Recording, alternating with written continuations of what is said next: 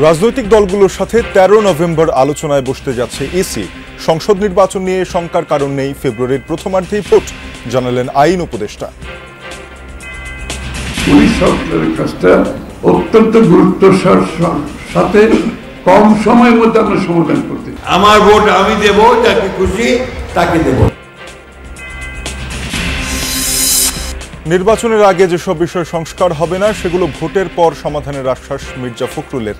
Police ও স্থানীয় সরকার শক্তিশালী করতে কাজ করবে বিএনপি, বললেন আমির খসরু। 18 তারিখ আমরা আমাদের চূড়ান্ত ভোটার তালিকা প্রকাশ করব। লঞ্চিং এর সময়টা কখন সেটা আমরা পরবর্তীতে।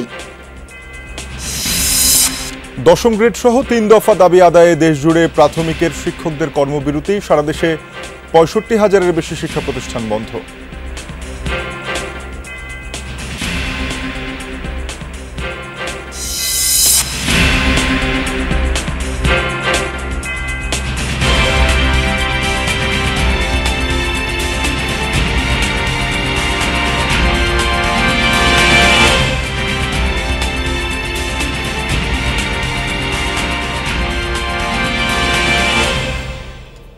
আমন্ত্রণ যমুনা নিউজে আপনাদের সঙ্গে আছে আমি তানজিম শাফিন। বিএনপি সব সংস্কারে রাজি, তবে নির্বাচনের আগে যে সব সংস্কার হবে না সেগুলো নির্বাচনের পর গিয়ে সমাধান হবে, এমনটি জানিয়েছেন বিএনপি মহাসচিব মির্জা ফখরুল ইসলাম আলমগীর। সকালে ঠাকুরগাঁওয়ের সদর উপজেলায় খোঁচাবাড়ি এলাকায় মতবিনিময় সভায় কথা বলেন মির্জা ফখরুল। এ সময় তিনি বলেন, বিভিন্ন দলের মতভেদ থাকতে পারে, তবে এখন মুখ্য বিষয় হচ্ছে নির্বাচন। সব রাজনৈতিক দলকে নির্বাচনের দিকে আগানোর আহ্বান জানান তিনি। বলেন, বিগত 15 বছরে দেশের জনগণ ভোট দিতে পারেনি, এবারের নির্বাচনে সবাই পছন্দের প্রার্থীকে ভোট দিতে পারবে বলে আশা প্রকাশ করেন মির্জা ফখরুল। আগামী সংসদ নির্বাচনে বিএনপিকে ভোট দেওয়ার আহ্বান জানান তিনি। ক্ষমতায় এলে কৃষি খাত সহ বিভিন্ন দিক উন্নয়নের আশ্বাস দেন মির্জা ফখরুল।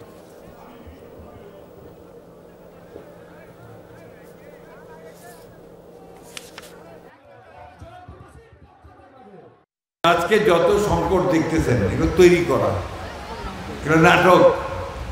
মূল ভোটটা হচ্ছে দেখলেন এই সমস্ত মানুষ, এরা অত কিছু বোঝে না, ওরা শুধু ভোটটা দিতে চায়। আমার ভোট আমি দেব, যাকে খুশি তাকে দেব। জুলাই সনদ নিয়ে যতটুকু ঐক্যমত হয়েছে তার বাইরে আরও বেশি অনৈক্য তৈরি করা হয়েছে বলে মন্তব্য করেন বিএনপির স্থায়ী কমিটির সদস্য আমির খসরু মাহমুদ চৌধুরী। ক্রাইম রিপোর্টার্স অ্যাসোসিয়েশনে বইয়ের প্রকাশনা উৎসবে একথা বলেন তিনি। বলেন, জাতীয় নির্বাচনকে বাধাগ্রস্ত করতে চায় তারা, গণতন্ত্র বিশ্বাস করে না। বলেন, মানুষ এখন নির্বাচন চায়, জনগণের বাইরে গিয়ে কিছু করার সুযোগ নেই। তিনি অভিযোগ করে বলেন, জনগণের সিদ্ধান্ত তোয়াক্কা না করে অনেকে এখনই সিদ্ধান্ত নিতে চায়। তিনি বলেন, সংবিধানে গণভোটের কোনো বিধান নেই, সংসদে এ সংক্রান্ত সংশোধনের আগে গণভোট সাংবিধানিক হবে না। তারপরেও নির্বাচনের দিন গণভোটে রাজি হয়েছে বিএনপি। আমরা আগামী দিনে পুলিশ সরকারের কাজটা অত্যন্ত গুরুত্বের সাথে কম সময়ের মধ্যে আমরা সমাধান করতে চাই। আমাদের 31 দফার সব কিছু কিন্তু ঐক্যমতে আসে নাই, আমরা কিন্তু মেনে নিয়েছি। এটা হচ্ছে গণতান্ত্রিক স্পিরিটের কথা। এখানে জোর করে চাপিয়ে দিয়ে রাস্তায় নেমে আপনি কি বলে একটা চাপ সৃষ্টি করে আপনি তো ঐক্যবদ্ধ হয় না। বিএনপির সাথে বৈঠক করেছেন আন্তর্জাতিক মুদ্রা তহবিল IMF এর প্রতিনিধি দল। সকালে গুলশানে বিএনপি চেয়ারপারসনের কার্যালয়ে এই বৈঠক অনুষ্ঠিত হয়। বৈঠকে বিএনপি জাতীয় স্থায়ী কমিটির সদস্য আমির খসরু মাহমুদ চৌধুরী বলেন, টেকসই অর্থনৈতিক স্থিতিশীলতা নিশ্চিত করতে হলে আর্থিক খাত, কর ব্যবস্থাপনা এবং সামাজিক খাতের সংস্কার জরুরি। বলেন, বিএনপি বিশ্বাস করে জবাবদিহিতামূলক ও স্বচ্ছ আর্থিক ব্যবস্থাপনা প্রতিষ্ঠা ছাড়া দীর্ঘমেয়াদী প্রবৃদ্ধি অর্জন সম্ভব নয়। এ সময় IMF প্রতিনিধি দল বিএনপির প্রস্তাবিত নীতি, অগ্রাধিকার এবং সংস্কার ভিত্তিক দৃষ্টিভঙ্গির প্রশংসা করেন। বৈঠকে উভয় পক্ষের মধ্যে ভবিষ্যতে নীতিগত সংলাপ ও সহযোগিতা বৃদ্ধির আলাপ হয়েছে। রাজনৈতিক দলগুলোর সাথে 13 নভেম্বর থেকে আলোচনায় বসতে যাচ্ছে নির্বাচন কমিশন। ভোটের আগে দলগুলোর পরামর্শ শোনা এবং নির্বাচন কমিশনের বার্তা জানানোই এই বৈঠকের উদ্দেশ্য। সাধারণত নির্বাচনের আগে দল, আইন শৃঙ্খলা রক্ষাকারী বাহিনী, সুশীল সমাজের সাথে বৈঠক করে ইসি। যদিও এরই মধ্যে গণপ্রতিনিধিত্ব আদেশ RPO সংশোধন নিয়ে আপত্তি জানিয়েছে বিএনপি সহ কয়েকটি দল। বিশেষ করে জোটের শরিকদের অন্যের প্রতীক ব্যবহারের নিষেধাজ্ঞায় আপত্তি দলগুলো। তবে জামায়াত, এনসিপি সহ কয়েকটি দল নিজ নিজ দলের প্রতীক ব্যবহারের পক্ষে।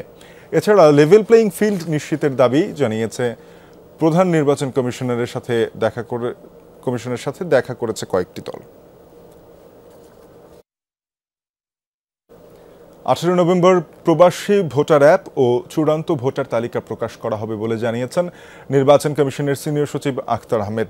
দুপুরে নির্বাচন কমিশন ভবনে এক ব্রিফিংয়ে কথা জানান তিনি। আমজনতা পার্টির তারেক রহমানকে অনশন ভেঙে আইনগতভাবে আপিলের পরামর্শ দেওয়া হয়েছে। বলেন, কিছু শর্তের আওতায় নামঞ্জুর হয়েছে নিবন্ধন। প্রার্থী ও রাজনৈতিক দলের কেউ সংক্ষুব্ধ থাকলে যে কোনো সময় আবেদন করতে পারে বলেও জানান সিনিয়র সচিব। 18 তারিখ আমরা আমাদের চূড়ান্ত ভোটার তালিকা প্রকাশ করব। তো সেইটার জন্য এই পরিবর্তনটা এবং আমরা সময়টা যে লঞ্চিংয়ের সময়টা কখন সেটা আমরা পরবর্তীতে জানিয়ে দেব। অনুসরণরত আছেন জনাব তারেক সাহেব আমজনতা পার্টির রেজিস্ট্রেশনের জন্য।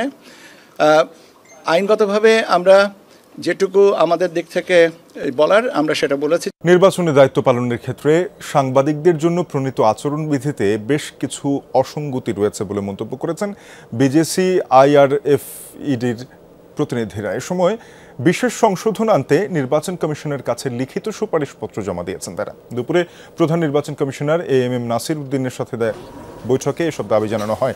এ সময় দুই সংগঠনের প্রস্তাবিত নির্বাচনী সংবাদ সংগ্রহের দায়িত্বপ্রাপ্ত সাংবাদিক বা গণমাধ্যম কর্মীদের জন্য নীতিমালা তুলে দেওয়া হয়। এতে সাংবাদিকদের কাজের ক্ষেত্রে বাধা সৃষ্টি করে এমন কয়েকটি ধারা সংশোধনের প্রস্তাব দেন তারা। এ সময় বিজেসি চেয়ারম্যান রেজওয়ানুল হক রাজা সাংবাদিকদের বলেন, নির্বাচন কমিশন সাংবাদিকদের বিরুদ্ধে নয়। যদি কোনো অনিয়ম থাকে, কোনো কেন্দ্র দখলের ব্যাপার থাকে, জাল ভোটের ব্যাপার থাকে, সেক্ষেত্রে আপনি কোনো নিয়ম কার্যকর হবে বলে আমার মনে হয় না। তখন আমাদের যেভাবে আমাদের দায়িত্ব পালন করার দরকার আমরা সেটা করতে পারবো, সেটাও আমরা কমিশনকে বলেছি। আর দেখেন, কোনো সমস্যা তৈরি হলে কিন্তু এই সমস্ত নীতিমালার মধ্যে কিন্তু অনেক সময় আমাদের পক্ষে থাকা সম্ভব হবে। আমরা আশা করছি যে কমিশন আমাদের যে সুপারিশমালা আমরা দিয়েছি সংশোধনীতে সেটা তারা বিবেচনা করবেন। ঢাকা 10-এর নির্বাচনী এলাকা ধানমন্ডি ভোটার হওয়ায় আবেদন করেছেন স্থানীয় সরকার উপদেষ্টা যুব ক্রীড়া উপদেষ্টা আসিফ মোহাম্মদ সজীব ভুঁইয়া। এ বিষয়ে কথা বলছেন তিনি সরাসরি তার বক্তব্যে। ঢাকায় ভোটার হওয়া যাতে করে নির্বাচনের সময় আমার ভোটটা অপচয় না হয়। আপনি জনতার কাতারে কবে আসবেন আসিফ মাহমুদ? এটা নিশ্চিতভাবেই এখন বলছি যে আমি নির্বাচন করব।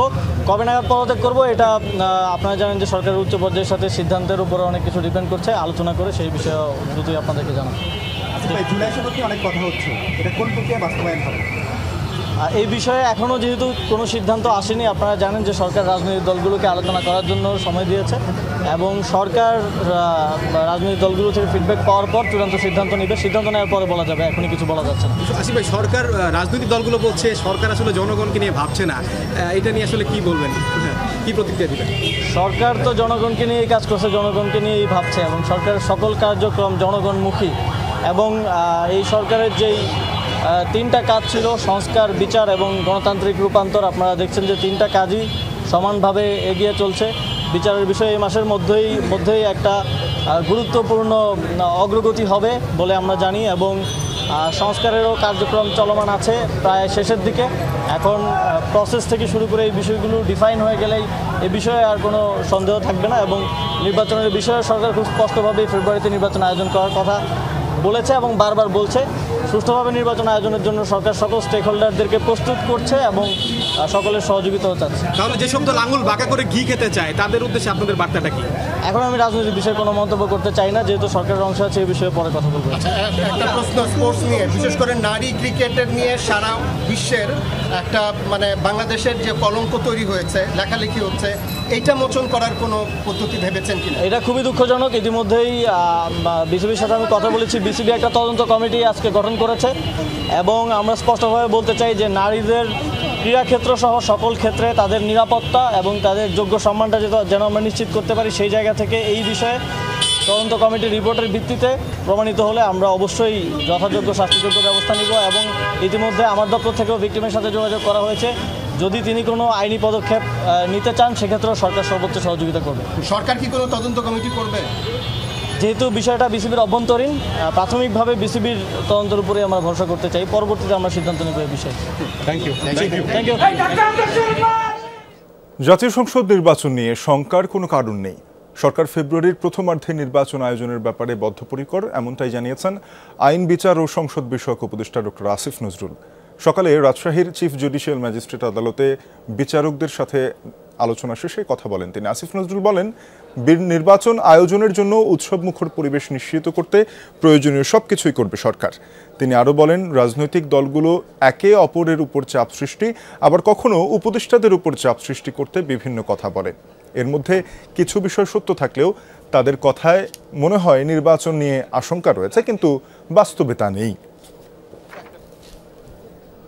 দৃঢ় কণ্ঠে বলতে চাই, আমরা সরকারের পক্ষ থেকে ফেব্রুয়ারির প্রথমার্ধে জাতীয় সংসদ নির্বাচন আয়োজন করার ব্যাপারে বদ্ধপরিকর। এটার সাথে সম্পর্কিত বা এটাকে বিলম্বিত করার কোনো ইস্যু আছে বলে আমরা মনে করি না। আজ থেকে অনির্দিষ্টকালের কর্মবিরতিতে সরকারি প্রাথমিক বিদ্যালয়ের সহকারী শিক্ষকরা। কিছুক্ষণ পর মুখে কালো কাপড় বেঁধে চুপ কর্মসূচি পালন করবেন শিক্ষকরা। 10ম গ্রেড সহ 3 দফা দাবি আদায় এবং গতকাল শাহবাগে পুলিশি হামলার প্রতিবাদে এই কর্মবিরতি তাদের। এর ফলে সারা দেশের প্রায় 65,000-এর বেশি বিদ্যালয়ে পাঠদান কার্যক্রম বন্ধ রয়েছে। একই সাথে কেন্দ্রীয় শহীদ মিনারেই অবস্থান কর্মসূচি অব্যাহত রাখার ঘোষণা দিয়েছেন তারা। অবস্থানরতরা জানান, 3 দফা দাবি পূরণ না হওয়া পর্যন্ত চলবে এই অবস্থান কর্মসূচি। শিক্ষকদের উপর গতকালের পুলিশি হামলা ও গ্রেফতারের প্রতিবাদে শিক্ষা উপদেষ্টার পদত্যাগ দাবি করেন শিক্ষকরা। তবে শিক্ষকদের পক্ষ থেকে জানানো হয়, গতকাল শাহবাগ থেকে আটক শিক্ষকদের থানা থেকে ছেড়ে দেওয়া হয়েছে।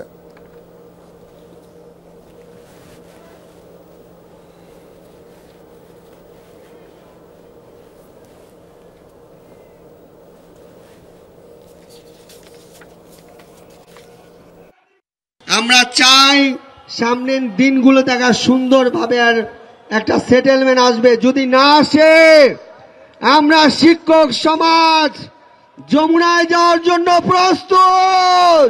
আমরা চাই মহান মুক্তিযুদ্ধের মাধ্যমে যে বৈষম্য বিরোধী বাংলাদেশ প্রতিষ্ঠিত হয়েছে, সেইখানে আমাদের অবস্থানটা পাকাপোক্ত করা হোক। আমাদের 10ম গ্রেড সহ আমাদের পদোন্নতি 10 বছর 16 বছরের যে আমাদের 3 দফা পুরো না হওয়া পর্যন্ত আমরা এই শহীদ মিনার ছাড়ছি না। আমাদের 5 নেতাকে মুক্তি না দিলে এবং আমাদের দাবি না মানলে আমরা কঠোর থেকে কঠোরতম কর্মসূচি পালন দিব। এ বিষয়ে বিস্তারিত জানাতে শহীদ মিনার এলাকা থেকে যুক্ত হয়েছেন সহকর্মী তাজনুর ইসলাম। তাজনুর, বিক্ষোভরত শিক্ষকদের চুপ কর্মসূচি শুরু হয়েছে কিনা, শহীদ মিনারে কি কার্যক্রম চলছে এখন, বিস্তারিত জানাবেন আমাদেরকে। তাদের 4টায় যে কর্মসূচিটি আগে থেকেই বলা হচ্ছিল, অর্থাৎ দুপুরবেলায় যেটি বলেছিল, সেই কর্মসূচি কিছুক্ষণ আগে শেষ হয়েছে। অর্থাৎ তারা প্রায় 5 মিনিট মুখে কালো কাপড় বেঁধে নীরবতা পালন করেছেন এবং এখনও আপনি অনেকের মুখে দেখবেন যে সেই কালো কাপড় বাধা রয়েছে এবং নেতৃবৃন্দ তাদের সেই দাবির জায়গাতে এখনো অনড়। গতকাল ঠিক এই সময়টাতে, অর্থাৎ এখন তো প্রায় 4:30 বাজে, ঠিক 24 ঘন্টা আগে গতকাল বিকাল 4টার দিকে যেই পুলিশের সঙ্গে সংঘর্ষে যে ঘটনা ঘটেছিল শাহবাগে, সেই ঘটনার পরে এই যে তারা শহীদ মিনারে এসে অবস্থান নিয়েছে, সেই অবস্থান গতকাল রাত পেরিয়েছে এবং আজকে দিনভর তারা শহীদ মিনারেই রয়েছেন এবং দফায় দফায় শিক্ষক নেতা যারা রয়েছেন, সেই সমস্ত নেতারা এই শহীদ মিনারের যে বেদি, সেখানে তাদের যেই আনুষ্ঠানিক যে মঞ্চটি রয়েছে, সেখান থেকে বারবার করে তাদের দাবির পক্ষে নানান রকম স্লোগান, নানান রকম বক্তব্য তারা একটু পরপর দিচ্ছেন। একই সঙ্গে আমরা দেখেছি বিভিন্ন সংগঠনের তরফ থেকে সংহতি জানাতে শিক্ষকদের সঙ্গে এরই মধ্যে বিভিন্ন জন আসছেন, তাদের সঙ্গে কথা বলছেন এবং একটি বিষয় তারা বারবার করে বলার চেষ্টা করছেন, সেটি হচ্ছে তাদের যে দাবি, সেই দাবি তাদের যৌক্তিক দাবি, যত দ্রুত সম্ভব সরকার মেনে নেবেন, তত সেই দাবি মেনে নেওয়ার পরেই কেবলমাত্র তারা শহীদ মিনার ছেড়ে যাবেন। তার আগ পর্যন্ত আসলে এই কর্মসূচি চলবে। একই সঙ্গে আজকে সারাদিনে তাদের যে কর্মবিরতি ছিল সারা দেশের সমস্ত প্রাথমিক বিদ্যালয়ে, সেই কর্মবিরতিও সারা দেশের শিক্ষকরা পালন করেছেন। একই সঙ্গে যে সমস্ত শিক্ষক এখনও বিভিন্ন অঞ্চলে রয়েছেন, তাদের এই যে শিক্ষকদের সংখ্যা বৃদ্ধির ব্যাপারে এক ধরনের চিন্তাভাবনার কথা তারা বলছেন। সেই জায়গা থেকে তারা বলছেন যে এখনও যারা বিভিন্ন দেশের বিভিন্ন জায়গাতে রয়েছেন, বিভিন্ন স্কুলে পাঠদানের সঙ্গে যারা সম্পৃক্ত রয়েছেন, তারা যেন ঢাকায় আসেন এবং এই কর্মসূচি কর্মসূচি সফল করতে তাদের যে জনবল বৃদ্ধির যে ব্যাপারটি সেই ব্যাপারটি যেন তারা খেয়াল রাখেন। একই সঙ্গে পরবর্তী কি কর্মসূচি তারা গ্রহণ করবে সেই ব্যাপারে হয়তো কেন্দ্রীয় নেতৃবৃন্দ নিজেরা আলাপ করবেন, তারপরে হয়তো সেই কর্মসূচি তারা ঘোষণা করবেন। শাফিন, আপনাকে ধন্যবাদ আমাদের সঙ্গে যুক্ত হয়ে জানানোর জন্য। কুমিল্লা ৯ আসনে বিএনপির মনোনয়ন বঞ্চিত সামিরা আজিম দোলার গণসংযোগে হামলার অভিযোগ উঠেছে বিএনপির মনোনীত প্রার্থীর অনুসারীদের বিরুদ্ধে। এতে দোলাসহ অন্তত ১০ জন আহত হয়েছেন। এ বিষয়ে আরও বিস্তারিত জানাতে কুমিল্লা থেকে সরাসরি যোগ দিচ্ছেন সহকর্মী খোকন চৌধুরী। খোকন, জানাবেন যে এলাকার সার্বিক পরিস্থিতি এখন কেমন, এই যে যারা আহত হয়েছেন তাদের পরিস্থিতি নিয়েও জানতে চাই।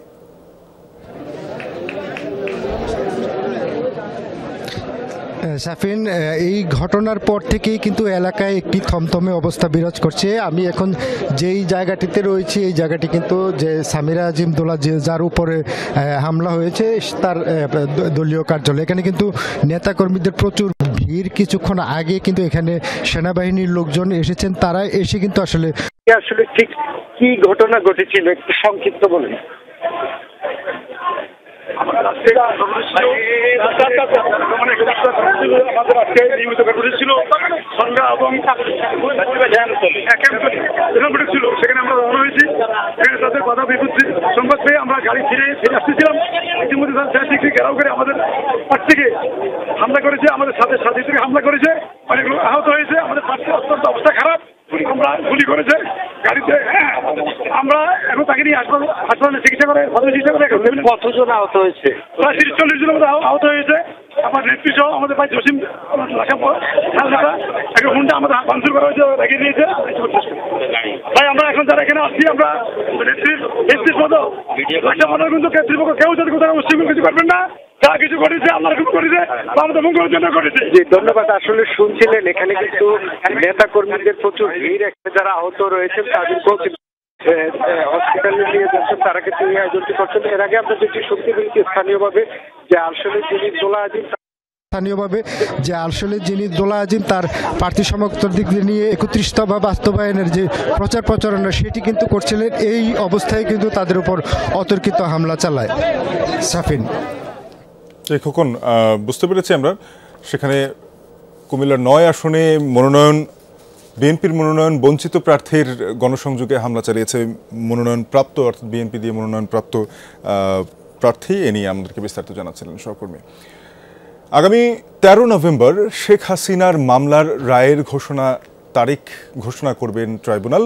দিনটি ঘিরে তৈরি হয়েছে উত্তেজনা।